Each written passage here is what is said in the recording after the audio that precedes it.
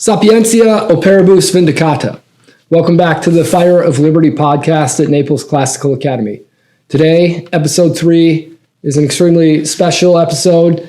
Recently, we had the good fortune of having a guest speaker in the building who spoke to all of our logic and rhetoric stage students. For those of you who aren't familiar, that's like 6 to 12. And he came to speak to us about communism. His name is Daniel Di Martino. He is originally from Venezuela. He'll talk all about that in the video.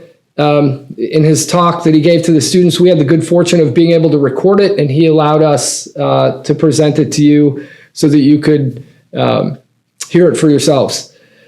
In his talk, he's going to talk a lot about his experience with communism, its rise and its spread in Venezuela and his escape from it. And I think that you'll find it particularly moving. There are a lot of things that could be said about communism and that should be said about communism and that we do say about communism in the classroom, talking about all of the different times in history when it has risen its ugly head. I'll save all of those for a different podcast, and we'll just let Mr. Di Martino tell his story today. But I would also say, if you're curious, you want to learn more about him, you can find him at online at the dissidentproject.org. There are a number of speakers there who have had similar experiences from different countries, and so you'll be able to find all of that there. I leave you with Mr. Di Martino. I hope that you will enjoy what he has to say about it, and that you will be able to find it useful in your own lives in terms of understanding communism and its rise. Thank you. Tell me, guys, do any of you drive? You drive? Okay. Now that's great, but that also means you have to fill up the gas tank every now and then, right? That costs money, but it also costs time. How much time, though? 5 minutes? What if I told you it could take you 24 hours? That's what it takes for a lot of people in Venezuela. This picture is a line of people lining up in their cars in order for several blocks get to the gas station. In the country with the largest oil reserves on the planet, people line up for gasoline. But not just gasoline. Today I'm going to tell you about socialism and how it destroyed Venezuela, the country that used to be very rich and where I'm from. But not just for gasoline. We lined up for food, we lined up for toilet paper, we lined up for medicines, we lined up for everything you can imagine. There's a line. Sometimes all over the block, several blocks, people would sell you things in the line. There would be guys who sold coffee. Some people sold chairs, rented them actually. So they would bring little chairs and this many bolivars per minute that you want to sit down. It became a business. Some people would hold the spot for you. You can pay them per hour to hold your spot in line. You see, entrepreneurship. Now the question is, why are there lines for food? Why are there lines for gasoline? Why did a movie ticket cost me so much cash I couldn't fit it in my pocket? There would be a school cafeteria. I would buy empanadas. That's very common in Venezuela. Or tequeños. I don't know if you've had tequeños. This is South Florida, so imagine you've had tequeños. Yes, sir. They're great, man. They're great. And it would cost so much money that you wouldn't be able to pay in cash. You have to pay in debit card. That is if the debit card reader would work then, right? Because we didn't make them, so they would go bad. You couldn't repair them. It's a whole problem. This pack of cash that I took a picture back in 2016 was worth, back then, less than $1 back then. Today would be less than 1 cent, worthless. The paper itself is more valuable than the money. In fact, cartels to this day in Colombia, they bring Venezuelan cash that is worthless in Venezuelan bolivars, and they literally launder the money and they reprint US dollars on top. So it's counterfeit cash, it's fake cash, but you can reprint a US dollar even if it's just $1. Nobody's going to check the veracity of a $1 bill. Even if it's $1, you reprint it over something worth 0, it's all gain. Imagine if you do it over thousands and thousands of bills. You're gonna make $5 bills, $10 bills. So how did the cash become worthless? How did we have to line up for everything? Now, it's not just lines. What would happen in my house is that sometimes we would go weeks without water. We would have to bring it up in containers. We would have to ration it in our building from our tank. We would have to, when we knew water was gonna come out, we would fill up like pots and pans with water. How do you call like un balde? I don't know if anybody's... A bucket, thank you. We would fill up buckets and we would shower with buckets. Now, this is like behavior of like 100, 200 years ago. Not something that would happen today in a country where we used to have cars and homes and electricity and internet. And so that's why I left Venezuela. This is that last picture I took, that my parents took of me when I was about to go into the airport and leave. And like me, many people have left Venezuela, even though it didn't used to be like this before. I want to show you a picture here. This is the border between Colombia and Venezuela. Maybe you have seen this picture before. It's called the Simon Bolivar Bridge. And all of these are Venezuelans who are leaving the country. To this day, about 8 million Venezuelans have left. The population of the country used to be 30 million. 8 million have left. Now, so that you understand the equivalent, this is nearly a third of the population now. It's about 25% or a quarter. That's the equivalent of the whole west coast of the United States disappearing in a few years. California, Oregon, Washington, Alaska, Hawaii, Nevada, Idaho, Arizona, imagine all the population left in the United States. Nearly 100 million people left. Homes are empty, buildings are desolated, whole blocks without people. It's usually the young people who live. So you see old people living by themselves, dying on their own because nobody's taking care of them or checking in. And a lot of people who are malnourished. About half of the children today in Venezuela are malnourished. I told the middle schoolers before you that my aunt used to be a public preschool teacher in Venezuela, and many of the kids in her class would faint. Little babies, right? 3 years old, 4 years old, 5 years old. They would faint because they hadn't eaten the night before or that morning, and they would eat on average once a day. So they didn't have energy. They couldn't learn. Sometimes in my own class, we would get dismissed because our teacher would get a call from her friend who's a grocery store clerk or a cashier, and she would get the inside tip, hey, chicken's arriving in an hour. So you better come and line up soon, and so you get it before others. And so class is suspended, kids, I'm sorry. I have to go line up. Now that's cool one time, because you don't have class one time. But what happens if that keeps happening? How do you learn? How do you finish high school?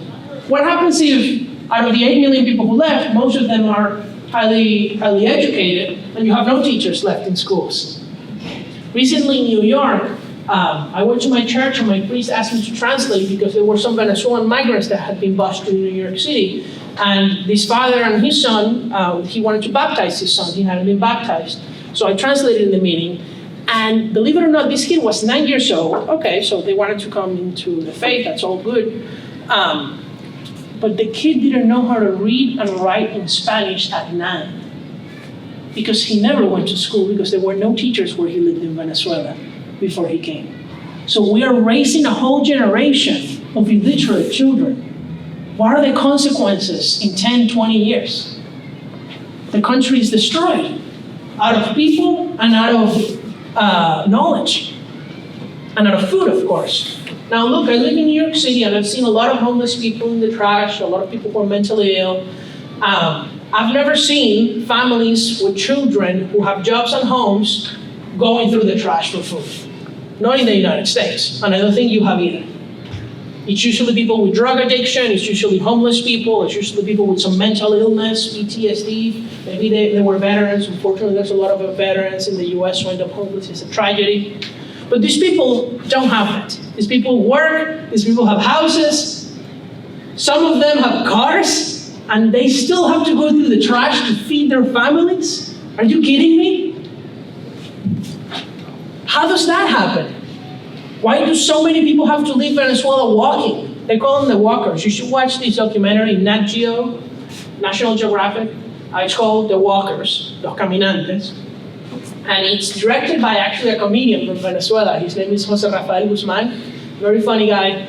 And he walks through with all these people who walk thousands of miles from Venezuela to Colombia, to Ecuador, to Peru, to Chile, usually all that way, because they can't afford doing it any other way, so they just walk. They ask for rides, there are no trains, buses cost money. And he tries to cheer them up, but you'll learn a lot in that documentary. I met this woman who I saw in the street in New York City with her kid, and she had told me, wow, I really missed when we used to have our fridges full of food. We were rich, but we didn't know it. Take that in. You are rich because you're able to fill your fridge with food. Now that might tell you, Daniel, this is all sad, right? But, why does that matter to me? This is a sad story of a poor country. A lot of countries are poor, not just Venezuela. In a lot of countries, people starve. In a lot of countries, there are wars. That's not news. But Venezuela didn't used to be this way. That's why this is important. Venezuela used to be the fourth richest country in the world, the richest country in Latin America. Nobody left Venezuela. People went to Venezuela. We never had to line up for gas. We exported gas and oil. In fact, when there was the oil embargo of the 70s in the US by the Arab countries, Venezuela made a lot of money because Venezuela did not embargo the United States. So we were very happy that the Arabs got mad with the United States and oil prices went up because we made more money. We didn't want to embargo the US, we wanted to sell oil. People didn't want to leave Venezuela, they wanted to immigrate to Venezuela. And so Venezuela, this is a picture of Caracas in the 60s. I looked up a book at my university recently, and it's called something like the Dream in Venezuela, something like that. I need to look up the title again. But it's from the 1950s, from American economists who traveled to Venezuela. I found it at the Columbia Library. And it gave some statistics about Venezuela back then. There were more cars per capita in Caracas than in New York. That is cars per population. Now, mind you, Venezuela was the third country after Germany and after the US to have highways. Germany, because and the US in part was the wars, and then the interstate highway system in the United States. But then it was Venezuela. It was the first country in Latin America to have electricity. So much that people, like my grandfather, immigrated to Venezuela in the 1950s. This is the Veracruz vessel. My grandfather from Spain, this guy here on the right, immigrated in 1956. And he opened a parking garage, this one, where you see the cars, his clients, where he washed cars, he charged for parking, and he made money and sent money back to his family to maintain them in Spain. My other grandfather made shoes by hand, and from earning by the pair, you make them and then they pay you a share of the proceeds, the owner of the factory. He opened his own factory. And then he opened a cement factory, a brick factory, a factory for ceramic glue, like the glue that is below this floor. That's the product. So he was able to make a good living despite never having finished high school. So we had a good life when I was born. My parents owned a gas station. We used to make $4,000 a month in the early 2000s. That's a very common salary, especially if you adjust for inflation to today, from 2000 to now. That's normal. But by 2016, when I left, we were making $100 a month. How did that happen in the matter of my lifetime? This is the answer. Now, a lot of people will tell you a lot of other answers, and we'll go through that and you'll get a chance to ask questions. But there are three main policies that destroyed Venezuela. Number one is nationalizations. That is government takeover of private property. That is the government coming to your business and saying it's not yours anymore. The president, Chavez, used to walk in downtown Caracas, point to stores and ask his minister, who owns this? And he would say, oh, I don't know, it's some private business. Expropriate it, which means it's not yours anymore. No judge, no payment, no nothing. It's the president, it's not your business anymore. Now imagine if the government takes over banks, takes over factories, takes over gas stations, takes over oil companies, takes over, obviously, the schools and the hospitals. Obviously, all of that was taken over. What would happen? Now, does anybody here have a business or sell things? Yes, what do you do? My family owns a coin company. My dad collects coins. Nice. I love coin collection, actually. And my granddad, the Spanish one with the parking garage, he left me the coin collection. Venezuela until the 60s used to still have gold coins and silver coins in circulation, like that people paid, and he saved them. So that was a very smart decision of my granddad. So I love coins. So what do they do? Obviously they like coins, but they have to make money, right? Yeah. It started as a hobby from when my dad was really little, but as he got older, he kind of just had a bunch of stuff lying around. And so him and my grandfather on my mom's side got together and they sell them at a flea market. Great. Now, when you do that, you try to find coins at the cheapest price possible, I imagine, and then you try to sell them and make money. But what happens if the government owned a business? You want to maximize profit. What do politicians want to maximize? Votes. Votes. Politicians maximize votes in a democracy, right?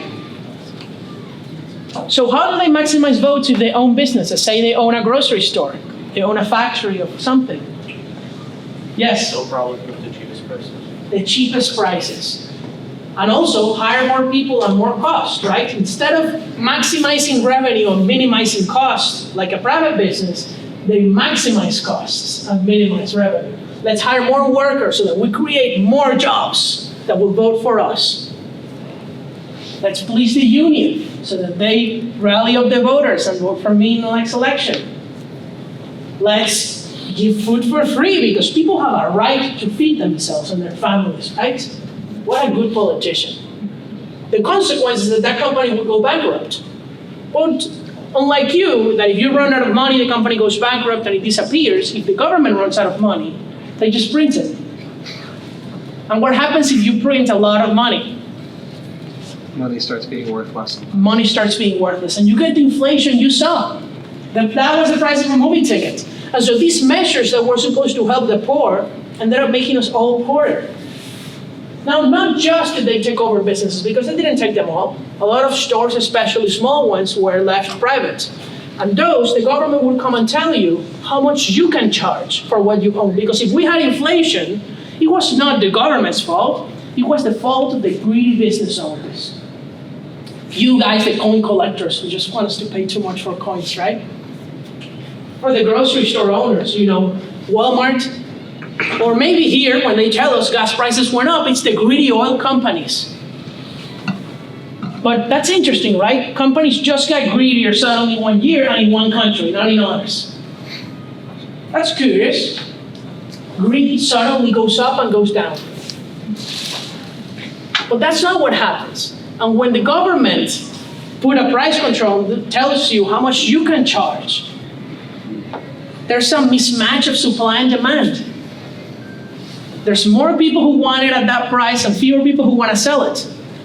And the consequence is the empty grocery stores that you saw. If you can't profit, you're not going to sell it. If they tell you to sell a pencil below its cost, you're not going to sell the pencil. Anybody else have something else other than coins that they sell? You must, because if the middle schoolers have more businesses than you guys, you're not in a good path.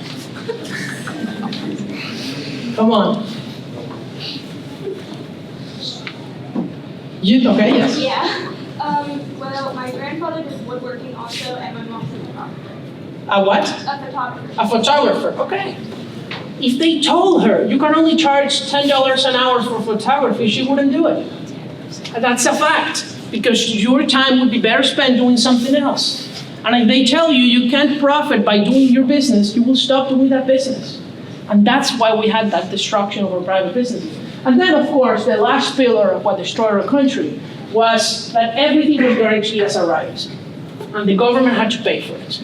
Meaning, food was a right, housing was a right, water was a right, electricity, gasoline, obviously healthcare and education, but not just education, but also college education. They created new colleges that gave worthless degrees to people.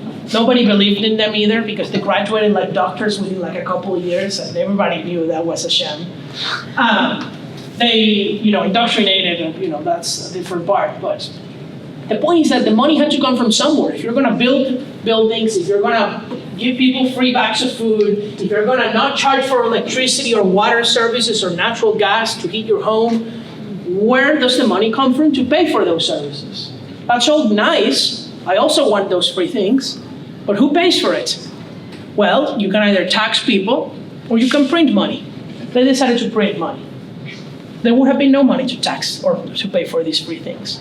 And when you print more money, you get more inflation. Venezuela went from the 10th freest economy in 1970 to 165th place in 2021. Now, that is out of 166 countries ranked. Now, okay, North Korea is not ranked. I bet North Korea is worse. But the point is that we went from top 10 to bottom 10, okay, in a matter of several decades. That's crazy. Now, there's no better natural experiment of what happens when you go from capitalism to socialism than this. Venezuela, I just normalized this to 100. So you guys are in high school, so you will have to understand the graph from like the middle schoolers that I didn't mind. Or GDP per capita, or income per person, peaked in the 70s, late 70s. This is right around oil nationalization. Chavez came to power around here, oil prices went up.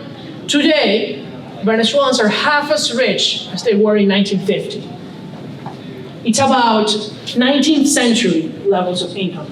It's as if we went back to the 19th century. No cars, everybody's in horse carriages, not everybody has electricity. That is what happened. Venezuela went back in time. Now, thankfully, we still have the structures of the 20th century. Cuba is stuck in the 1950s and 60s. Venezuela is stuck in the early 2000s. That's a better time to be stuck, eh? But we're stuck. Things are not changing. Things are going back. Buildings are empty. Neighborhoods are bad. Yet today, many people will tell you, Daniel, that is all terrible and sure, but that's not socialism. That's the fault of just being dependent on oil.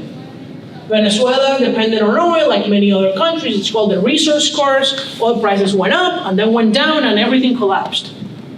Okay, have you ever seen somebody starving in Dubai? Have you ever seen videos or pictures of homeless people in Dubai? Well, maybe they would die of heat, you could say. But I've never seen anything like that. What about Saudi Arabia? Have you seen refugee waves from Saudi Arabia when oil prices go down? Well, no, Daniel, the difference is that they managed their money well. They saved it.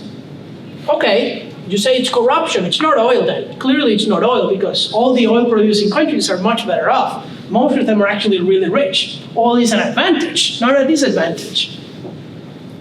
So it's corruption, you'll say. Well, do you think Venezuela is the only corrupt country in the world? Do you think Mexico is not corrupt, where cartels control part of the country? Do you think Colombia next door is not corrupt? Do you think Russia is not corrupt under Putin? Or China? Do you see millions of Russians escaping? They only started escaping when they started getting conscripted for the war, and not even many of them escaped. Only a few rich people. So why aren't there people starving in all these countries that are oil dependent, that are corrupt? Russia is also oil dependent, as you have said that. Well, Daniel, it's not corruption, it's not oil. It's the evil Americans who sanctioned Venezuela. It's the CIA. Maduro, the dictator, he says that when we have blackouts, it's Marco Rubio, it's your senator. He hacked us from Miami. No, Marco Rubio is the only senator in the US who has Secret Service protection, actually, because the Venezuelan regime threatens to murder him. They really hate him. And so, my favorite excuse is actually not the CIA, it's actually they want us. They say, and Iguana ate a cable. That's why we run it. That's not what you say. They come up with all the excuses. It's the opposition. They destroyed with military or facilities. They militarized the electric plants. Like the military took over grocery stores. The military took over electricity. They took over everything. Who is destroying what? It's the natural progression of a country that if you don't have maintenance in the electric facilities for 25 years, you're gonna have blackouts. Things go bad, things break on their own. Tubes go broke, pipes burst.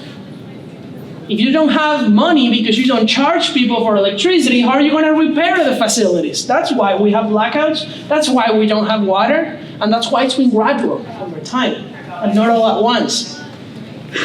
But yet, they will tell you it's fault of America, right? Well, I think the best example to debunk this, though, is Iran. Iran is a corrupt, religiously totalitarian, and certainly oil-dependent nation in the Middle East. It's the most sanctioned country, perhaps maybe around like North Korea, by the United States. You can't even send mail to Iran. You can send cash, food, anything you want to Venezuela. You can travel if you want. I wouldn't recommend it, but you can do it. You're free to do it. If they let you in, I'm not sure they require visas for Americans, but they probably would let you in. So what kind of sanctions are they talking about? Maybe the sanctions against the regime members who killed the Venezuelan population, that they can't have bank accounts here? Sure. That many of them owned whole buildings in Miami with the money they stole and the US government took them? Good. I hope they did. I hope they take more. But their sanctions are not against the population. There are companies based here in Florida who send food door to door in Caracas from their families here. That is how unsanctioned Venezuela is. So then how Iran, which has so many more restrictions, it's also oil dependent and it's also certainly corrupt, where teenagers who dance in the streets together because their boyfriend and girlfriend go to jail for posting that video on Instagram. That's what happens in Iran, because that's what religious totalitarianism looks like. That doesn't happen in Venezuela. Why aren't there millions of people fleeing Iran and people starving on the street? Really? They have a border with Turkey, a much freer nation, both politically and economically. Why aren't millions of Iranians going to Turkey? Interesting, right? Because Iran is not a socialist country. In Iran, they didn't take over people's businesses. In Iran, they didn't put price controls on everything. They didn't spend their money by printing it. So they don't have hyperinflation. Because Iran is a dictatorship, a terrible place for sure. But Iran is not a socialist country. The difference, the thing that destroyed Venezuela was not even dictatorship, was not corruption, was not US sanctions, was not oil, it was socialism. This is a picture. I have the video too, but you wouldn't be able to look at it very well. But it's Chavez walking downtown Caracas and pointing at buildings and asking the staff around him who owns it and then taking it over. He would do that every now and then. Now, what does this matter to us here? I told you, Venezuela used to be rich. It is not rich anymore. It was cruelly because of socialism. What can we learn from that? Well, the difference is that Venezuela is the only socialist country that became socialist democratically. Cuba was a coup by Fidel Castro. The Soviet Union was a revolution in 1917 by Lenin. Eastern Europe was invaded by the USSR. Nobody elected the communists in Poland or in the Czech Republic or in Hungary. In fact, they elected against them, and then the USSR invaded when they failed to elect the people they wanted. China was a civil war between the Chinese Communist Party and the Kuomintang that ended up escaping to Taiwan. So what happened in Venezuela? What happened in Venezuela is that people elected Chavez in 1998, and then he remained in power undemocratically, rigging the elections, changing our rights. Yet there are people in this country who will tell you that Venezuela was a miracle. This is from 2013. You'll say, well, Dan, that was 11 years ago. Things were better. Inflation was nearly 100% back in 2013, okay? It was not a miracle. People were fleeing in 2013 in Venezuela. I lived in Venezuela in 2013, and we didn't have gasoline, and we didn't have milk, okay? And we didn't have a lot of things. So don't come and tell me it's an economic miracle. Well, who cares what this guy says in this random magazine who's left-wing?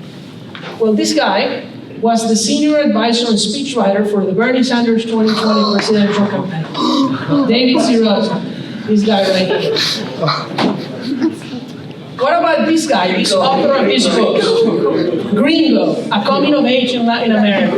Okay. And the Venezuelan Revolution, 100 questions, 100 answers. Who could have written that?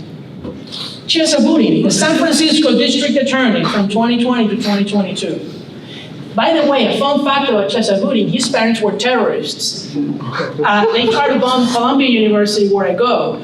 And then, these people are so masochistic, the people who support this ideology. The parents who tried to bomb Columbia went to jail. When the mom got out of prison, Columbia hired her. Even though she tried to bomb that same university. You see, these people are sick in the head. But Chesabuti was a guy who was actually working for the Venezuelan regime. He didn't just visit Venezuela and became in love with the socialist ideology. He worked for Hugo Chavez as a translator for a few years from English to Spanish. And then he got elected as the chief prosecutor, the guy who charges people with crimes in one of America's major cities.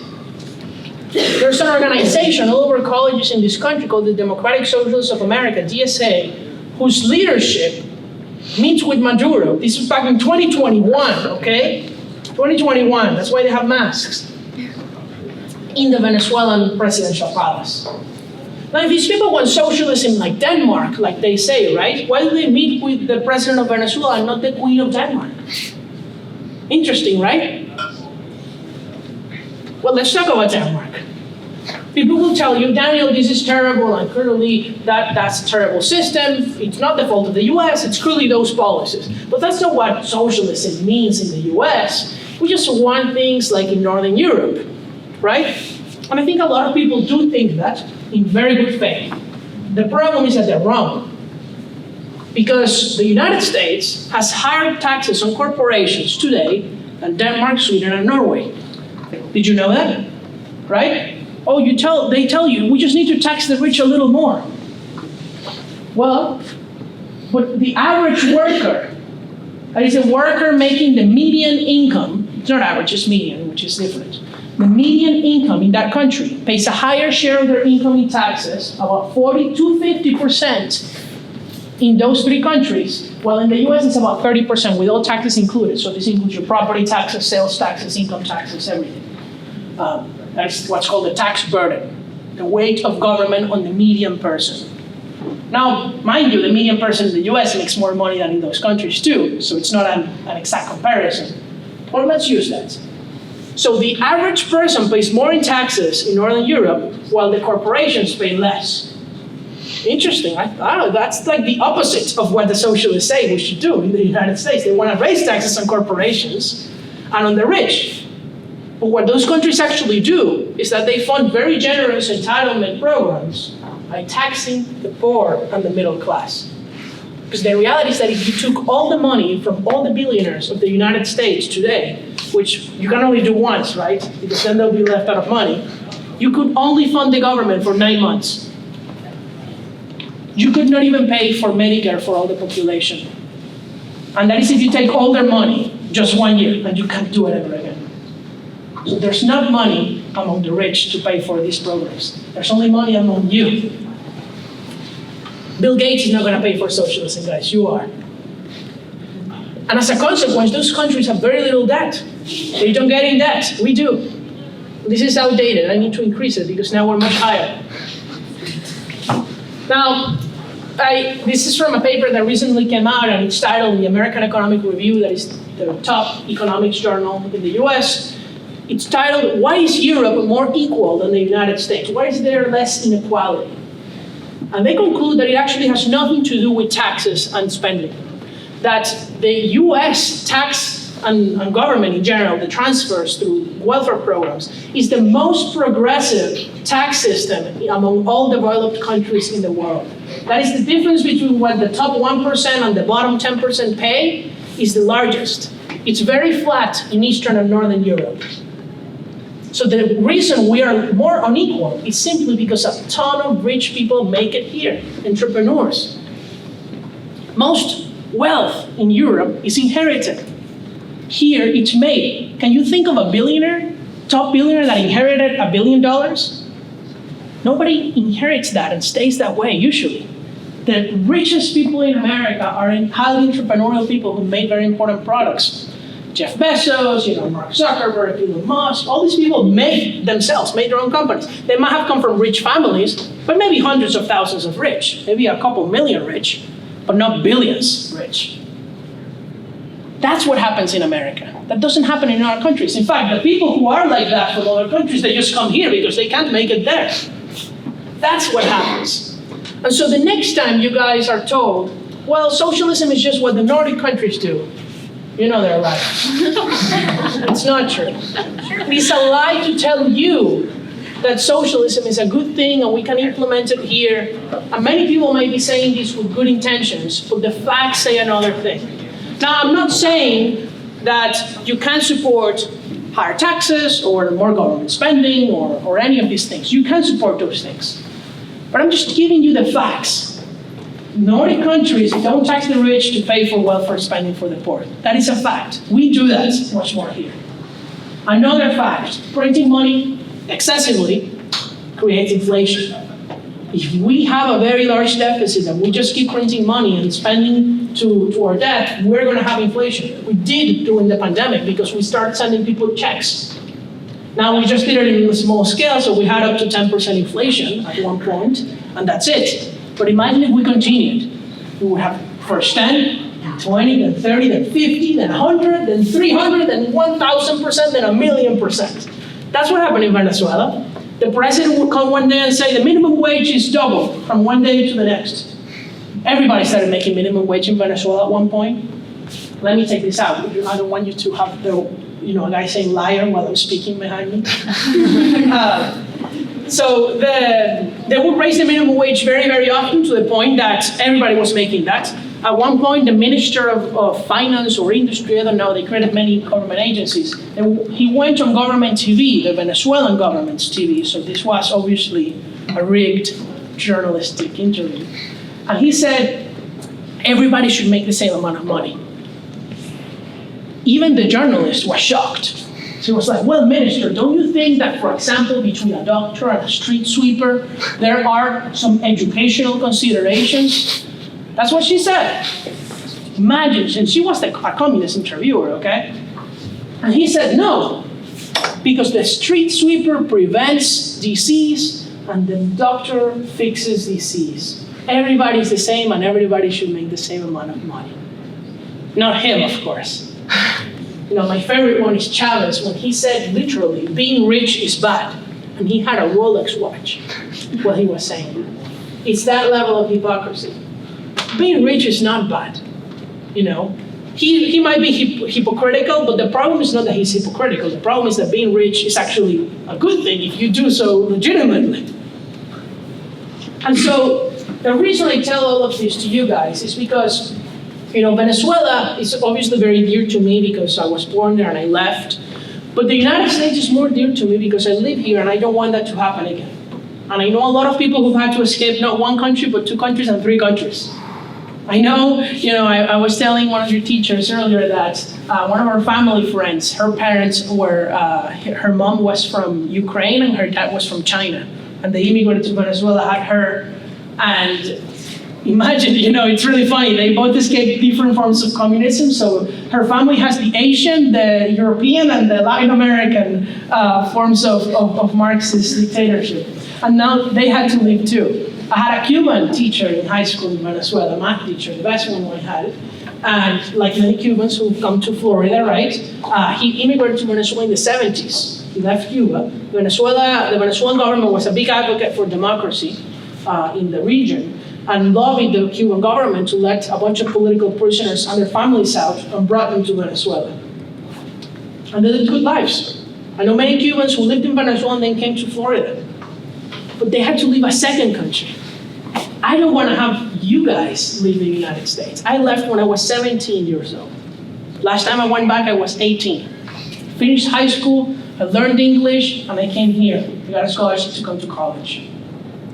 It is tough. It is tough to not be with your family. It is tough to, adapt to a new culture. I'm very happy here, but But it is tough, and a lot of families are separated, destroyed, when that's not the natural order of things. And that all happened because people voted for the wrong person at the wrong time.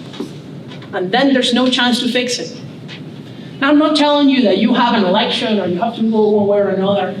I don't think that's going to happen anytime very soon. But what conditions led to the rise of Chavez in Venezuela? It was economic stagnation that led people to be frustrated and vote for a guy who was insane. A guy who had attempted a coup before and gone to jail and had been pardoned by the next president, and then that's how he got released. He should have never been voted on. He should have never been released from prison. Same thing actually like Hitler. Hitler attempted a coup, then after he got released from jail and wrote while he was in jail, Mein Kampf, he got elected. So dictatorships can be elected into power. And you have a duty as Americans to stop that from happening, to inform yourselves, to understand what socialism really is, to understand what all these ideologies are and what policies they implement. And especially to be on the lookout for politicians, when it's not even just that they're ignorant. Some of them who just outright support these regimes. Recently, there was a group of members of Congress who just came back from Cuba. This is a couple weeks ago. And they are blaming the Cuban embargo, the US government, for what's happening in Cuba. It's been 70 years, okay? And there are members of Congress who are still going to Cuba blaming the United States for what happened to the Cubans. If anything, we should blame the United States for not having liberated Cuba. That's what we should have blamed the United States for, really. So America is precious, and if socialism ever comes here, you will be through boats, not bullets. Thank you so much for your time, guys, and I hope you enjoy it.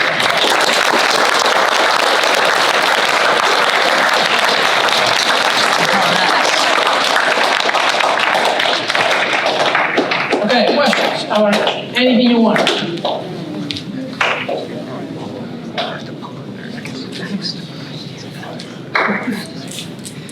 Oh, yes. I think you mentioned your father was in Spain. He left from there in the 50s. Did he ever tell you exactly why he left? Oh, yeah. Yeah, I mean, Spain, the Civil War happened in the 36 to 39. He was born in 36. His father died in the Civil War. And so he was an orphan. His mom remarried, had 7 more kids. He worked at a candy factory when he was in middle school and dropped out. And things were very bad economically. There was actually even food rationing. Franco became the dictator. People forget, there were 2 periods of the Franco regime in Spain. The period from 1936 until 1955 was extremely socialist, really. I mean, the government took over factories in Spain. There was a prohibition on imports and exports. It's called autarky. So they didn't believe in trade. So you couldn't import anything from abroad. Everything had to be made in Spain. And the consequence was that nothing got made. And people starved, and there was rationing. And so that's why my grandfather left. Things improved markedly in Spain after, when the regime liberalized the economy, but not during his lifetime there. Yes. Yes. On that slide where you had I think it was the median GDP of every person per capita in Venezuela. Yes. It peaked back up in 2008. Was that the fuel? Well, it still peaked in the 70s. This is higher.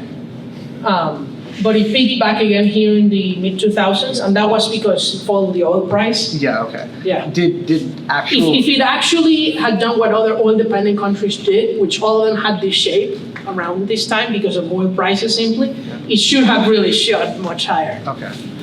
Did actual Venezuelans feel the effects of that? Like, did conditions improve for a few years? Yes, but it didn't improve because we produced more.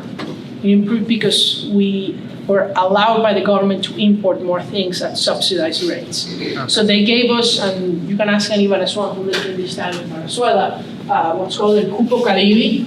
The government regulated exchange in US dollars. You couldn't buy dollars if you wanted. There was no free exchange of currency. That's only very recent. So for my whole life, it was illegal for me to buy foreign currency. We still did it in the black market, but it was illegal. I also trafficked chocolate, by the way, because the government controlled the price of chocolate and it was difficult to find it. My mom began making chocolate bonbons for, say, first communions, marriages, birthdays, and things like that, incredible chocolates. But we had to buy it, and because you couldn't find it at the low price, we bought it illegally, put it in black bags, and then made the chocolates, and that's, So it's okay. Chocolate trafficking is not illegal in the United States. Anyway, the currency situation was that they controlled it, but they gave it to you at a very cheap rate. And when all prices went up, it was heavily subsidized for you to be able to get the US currency. So it was very cheap for us to buy things in the United States. Okay. And so it just was consumed. We got that income and none of it was saved, it was all consumed. There was nothing to invest in because nobody wanted to invest in Venezuela. It would have been a great period for foreign companies to invest, Venezuelans to invest in their own country and produce more in the future. But there was no incentive because you were afraid the government would take it from you or put a price control. So all the money just became imports. Good question. Ask more questions, guys. The middle schoolers have a ton of questions.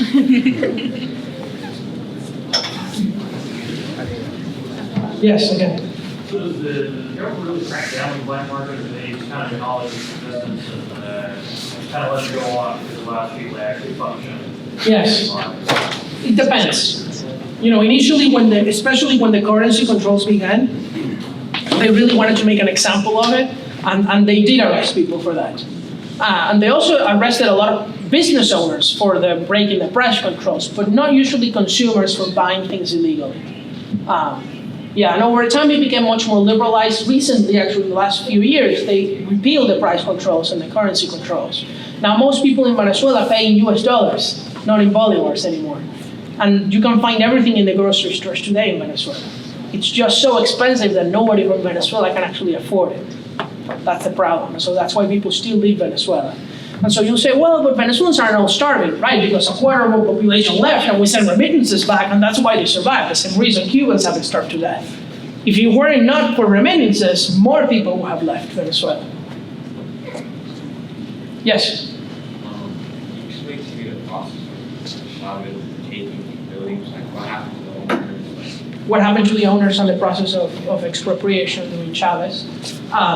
Well, what would happen is it's just not yours anymore, and you can sue them for compensation, but they're not going to give you anything.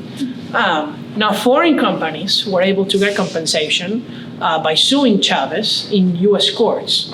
And so a lot of foreign companies got expropriated by the regime, and they sued them in U.S. courts, and only now is that those lawsuits are being resolved 20 years later.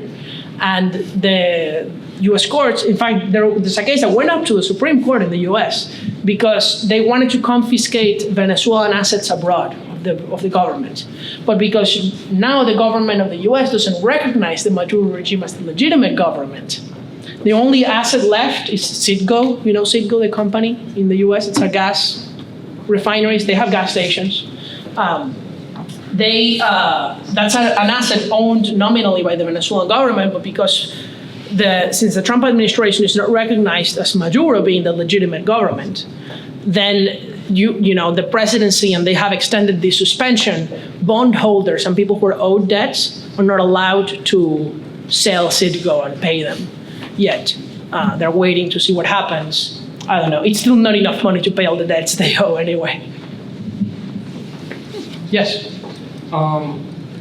What's something in American politics that you think that might be a step towards socialism? Well, I'll tell you several. I think that what began during the pandemic of sending people checks was very worrisome and very bad. It directly led to the inflation that we saw recently.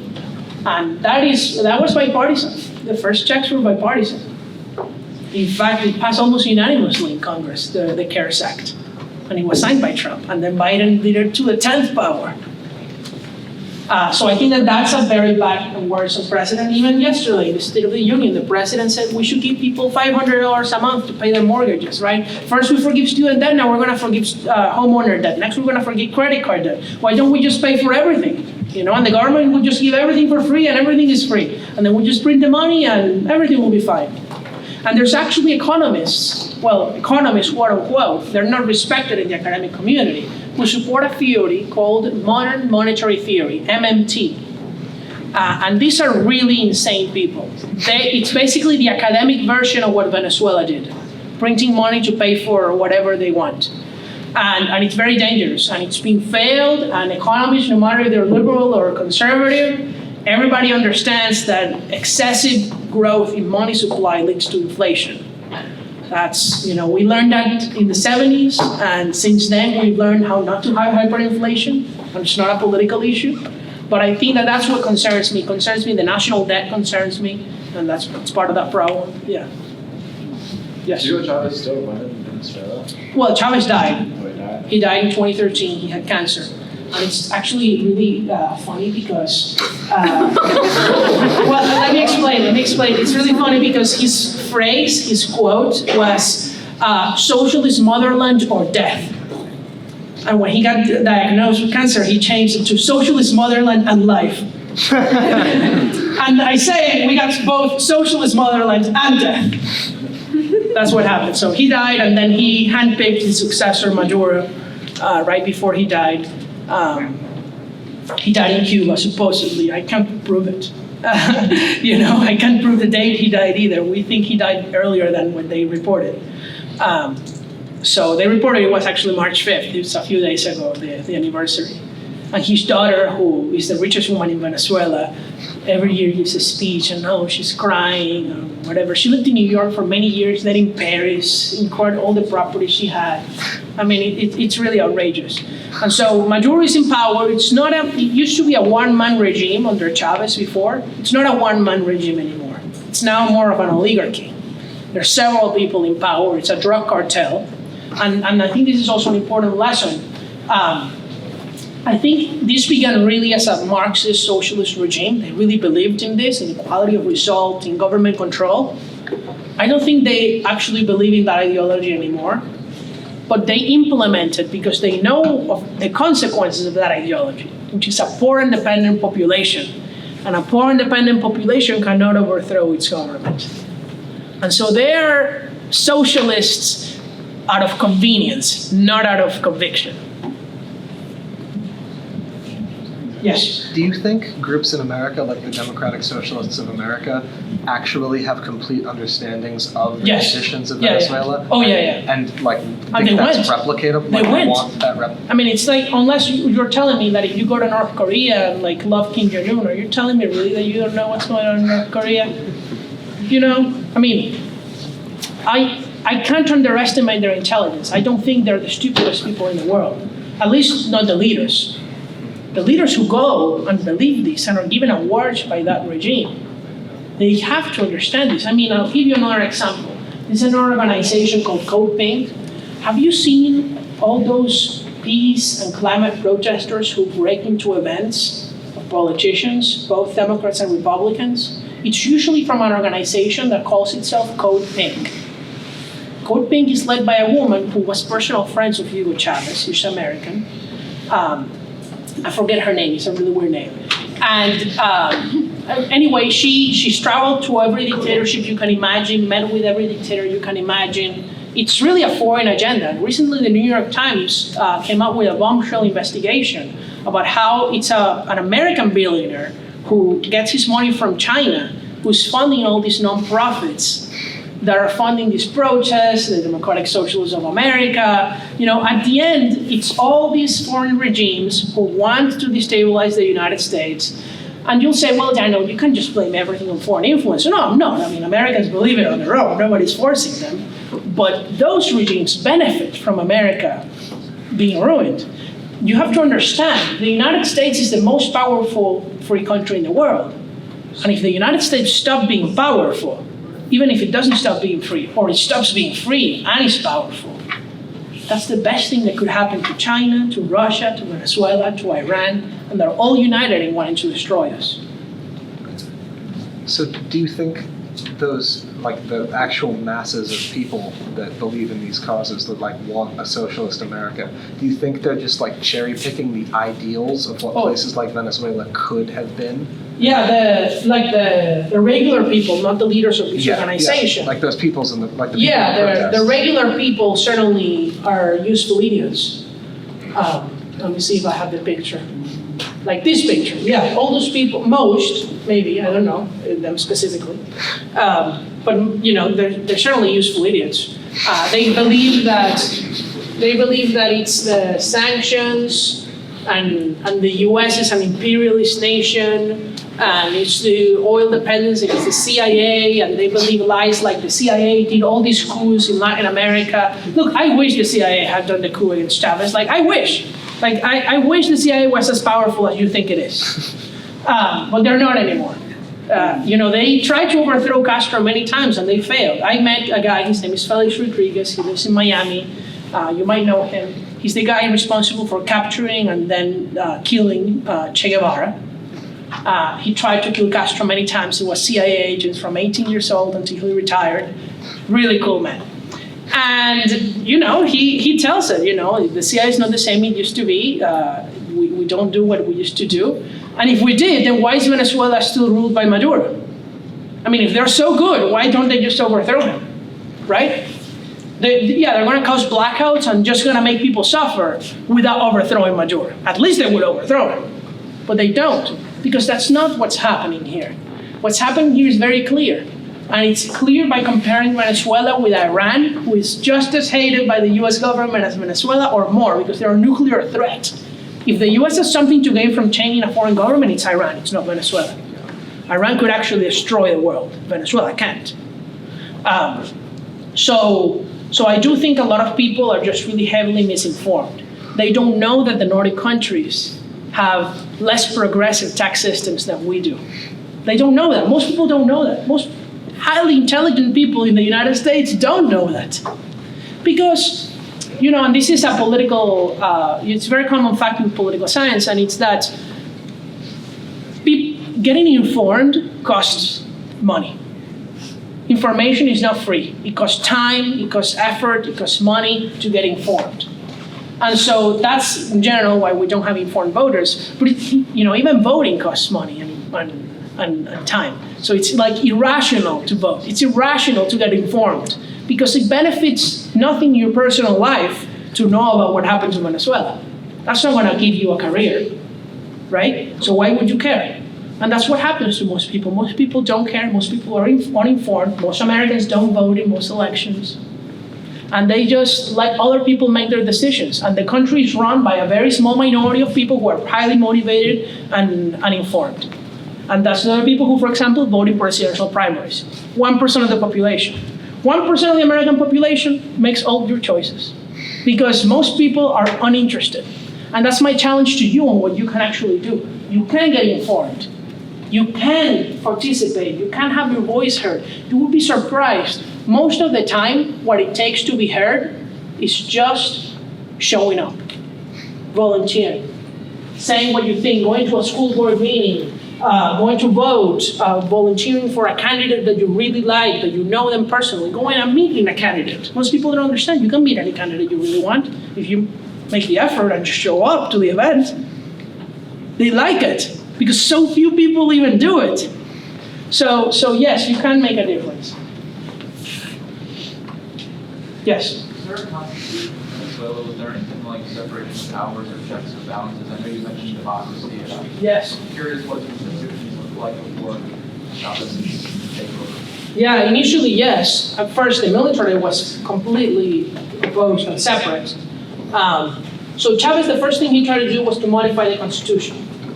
And because he couldn't do it through the regular process, he wanted to have an election where you could vote a new assembly to totally rewrite the constitution. The Supreme Court said no initially, so he then replaced the Supreme Court justices. Then they decided that yes, you can just have a vote with 51% of the population, rewrite the constitution, and they did. And he won that election, and legitimately he won it. I just don't think that 50% plus one should be able to rewrite our rights.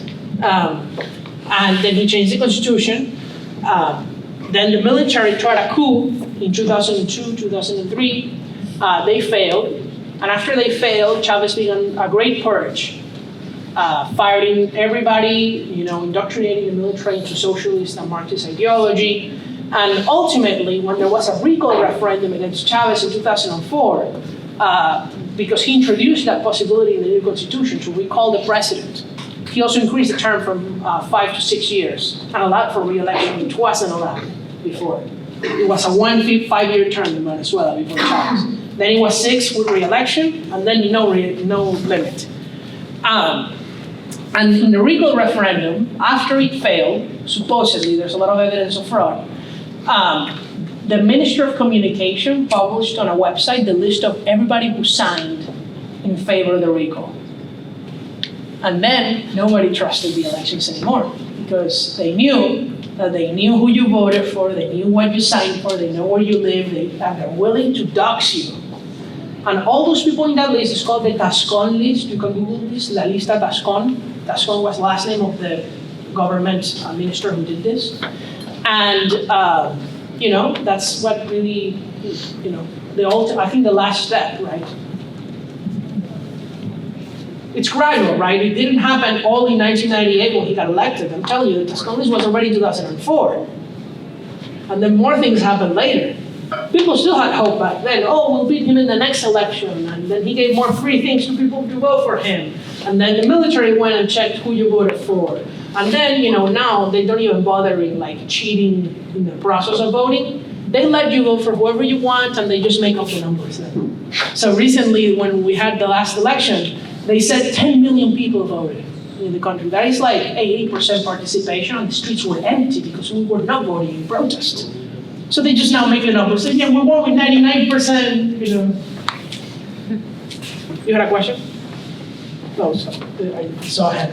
Any other question? Let's do one more, come on. Think. Yes, okay, well, let me go first there and then I'll go to you. Is there any hope? Any hope? I know this was a little pessimistic, I'm sorry. Look, I'm an optimist, but I believe in reality and facts, and I believe that there's no way to peacefully overthrow the Venezuelan regime, because it's now a drug cartel. It's called the Cartel of the Suns. There's also a Department of Justice indictment. So I think that the one good thing that came out of this, though, is that we have a lively experience for the world again, for the first time really, of how socialism can destroy a country democratically, and a country that used to be rich. Because all these other countries that were destroyed by these regimes were not really rich. The Soviet Union, Russia, the Russian Empire before the USSR was the poorest country in Europe. It was a terrible place. And already a dictatorship, just of a different flavor, right? The Tsar was a horrible dictator in Russia. China was terrible, Cuba was better, but it was still a dictatorship under Batista. Eastern Europe was destroyed by the war. So these socialist regimes didn't really destroy rich countries. In fact, many of them had to rebuild after World War II. But in Venezuela, they only destroyed. And that's a good effort, a good example for the rest of the world to see, and especially not in America, that it doesn't work. And the Venezuelan refugee crisis in Colombia, in Peru, in Ecuador, in Chile, in Argentina, in Brazil, has actually had a political impact for the better. So that's the good thing. And yes? I was going to ask, what steps would you have to take to reverse what's happening? Well, let's think. There are countries that have reversed terrible regimes like that. Eastern Europe did it, right? Some of them did it well. Some of them didn't do it very well. The Baltic countries, Estonia, Latvia, Lithuania, Poland did it very well too. Hungary, the Czech Republic. Those are pretty rich countries. In fact, today Poland has a higher GDP per capita than the United Kingdom. Isn't that crazy? Poland. And they were nothing in 1990 when they became free for the first time in many, many decades. So you can catch up, but obviously it's easier to destroy than it is to build, right? You can't destroy a building in one day, you can't build a building in one day. And that's the case too for an economy, because at the end, what is an economy? Capital, buildings, factories, or education. You can't get educated in one day. You can get killed in one day. So this is, it's going to take a lot, but I think it can be done. It can be done like it's been done before. Hong Kong is, before the CCP takeover, was the richest and the freest economy in the world. Hong Kong. There's a great video of Milton Friedman in Hong Kong in Free to Choose. You should look this up. I was telling the middle schoolers that I read Free to Choose when I was in 6th grade. You should definitely read this book, and if you don't want to read it, just Google the YouTube show. It's a 10-episode Free to Choose, and it's really the same content. And it's the same guy who authored the book. And so Hong Kong had no natural resources, had a dictatorship next door that was huge. And how did they become rich without natural resources? Because what makes a society rich is not its resources, it's not what's on the ground, it's us, and being free to act and choose. That's what Hong Kong gave freedom. Now imagine if you have freedom with natural resources. That's what we have here in the United States. Now imagine if you have freedom with a ton of oil. That's what Dubai had. And it's not even about democracy. And look, I support democracy, they want to live in a dictatorship. But economic success doesn't require democracy, and I think that's been proven. UAE, the United Arab Emirates, is a dictatorship. They're not even free elections at all. Most of them are appointed by a monarch. Yet people are very rich. There are almost no taxes. There are no income taxes. There's only a sales tax, very low. And everything else is oil. So it can happen, and Venezuela could be very free or not, and it could be very rich. It can change very quickly. But with quickly, I mean a couple of decades. Yeah. Okay, that's it, guys. Thank you so much for your time.